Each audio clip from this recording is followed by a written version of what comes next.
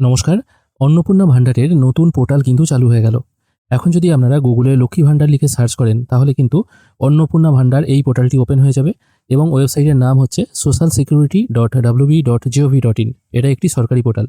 এবার এই অন্নপূর্ণা ভান্ডার এই অপশনে যখনই আপনি ক্লিক করবেন, এখানে দেখুন আগে যেরকম নীল সাদা একটা ওয়েবসাইটের ডিজাইন ছিল এটা কিন্তু এখন সম্পূর্ণ চেঞ্জ হয়ে গেছে। কিন্তু যদিও ভেতরের সমস্ত সিস্টেম এগুলো একই আছে। এখানে অন্নপূর্ণা ভান্ডার পোর্টাল লেখা আছে, এটা আগে ছিল লক্ষ্মীর ভান্ডার পোর্টাল। এখানে ট্র্যাক অ্যাপ্লিকেশন স্ট্যাটাস এই অপশনটিও আগের মতনই আছে। এখানে কি এবার চেঞ্জ হয়েছে দেখুন। এখানে সার্চ ইউজিং দিয়ে আপনারা যখন আগে ফোন নাম্বার, আধার নাম্বার, ব্যাঙ্ক অ্যাকাউন্ট ডিটেল এগুলো দিয়ে যখন সার্চ করতেন তখন কিন্তু এখানে আপনাদের তথ্য চলে আসতো। আমি লক্ষ্মী ভান্ডার পায় এমন একজন ব্যক্তির এখানে তথ্য সার্চ করার চেষ্টা করছি। এখন সার্চ করা হলে এরকম একটি রেড কালারের দাগ চলে আসছে, কোনো তথ্য কিন্তু আসছে না। মানে ইনি যে আগে লক্ষ্মী ভান্ডারের পেমেন্ট পেয়েছিলেন, কোন মাসে কত টাকা পেয়েছিলেন, কবে থেকে চালু হয়েছে, এগুলো কিন্তু লক্ষ্মীর ভান্ডার যখন পোর্টাল ছিল তখন কিন্তু দেখিয়ে দিত। যেহেতু এখন সিস্টেম চেঞ্জ হয়ে গেছে সেই জন্য কিন্তু এখন কিছু দেখাচ্ছে না।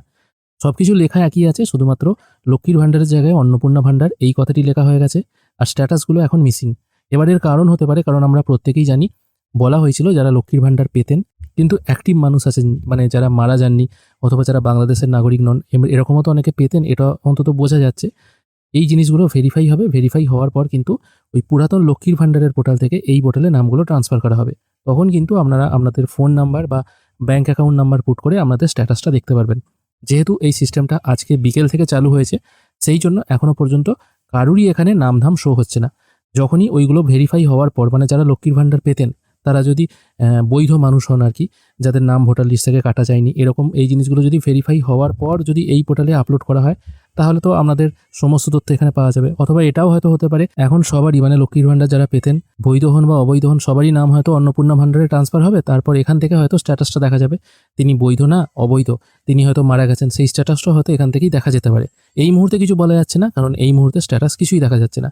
এই আপডেটটা শুধুমাত্র তাদের জন্যই ছিল যারা এই মুহূর্তে সার্চ করছেন, তাদের নাম হয়তো দেখাচ্ছে না। আগে লক্ষ্মী ভান্ডারের নাম দেখাতো, এখন দেখাচ্ছে না। তারা চিন্তিত হয়ে পড়ছেন যে কি হলো ব্যাপারটা। এখনো পর্যন্ত কিছুই হয়নি, সিস্টেম আপগ্রেড চলছে, পোর্টাল চেঞ্জ হচ্ছে, সেই জন্য কিন্তু এই মুহূর্তে নামটা দেখাচ্ছে না। এটাই হচ্ছে আপডেট। কিছুদিন পর থেকেই হয়তো আপনারা স্ট্যাটাস দেখতে পারবেন। স্ট্যাটাস দেখার জন্য ট্র্যাক অ্যাপ্লিকেশন স্ট্যাটাস এই অপশনে ক্লিক করবেন। হ্যাঁ, ওয়েবসাইট ওপেন হওয়ার পরই এরকম একটি ড্যাশবোর্ড চলে আসবে। এখানে আপনাদের ফোন নাম্বার ক্যাপচা পুট করে লগ ইন করলে কিন্তু হবে না। ট্র্যাক অ্যাপ্লিকেশন স্ট্যাটাস এই অপশনে ক্লিক করে আপনাদের দেখতে হবে। যদি এখানে দেখা যায় নাম আপনার শো হচ্ছে তাহলে জানতে হবে লক্ষ্মীর ভান্ডার থেকে আপনার নাম ট্রান্সফার হয়ে এখানে চলে এসেছে। এটাই হচ্ছে ব্যাপার। আজকের ভিডিও এখানেই শেষ করছি। ভিডিও যদি ভালো লেগে থাকে অবশ্যই একটি লাইক করবেন। ভিডিও দেখার জন্য অসংখ্য ধন্যবাদ। ভালো থাকবেন।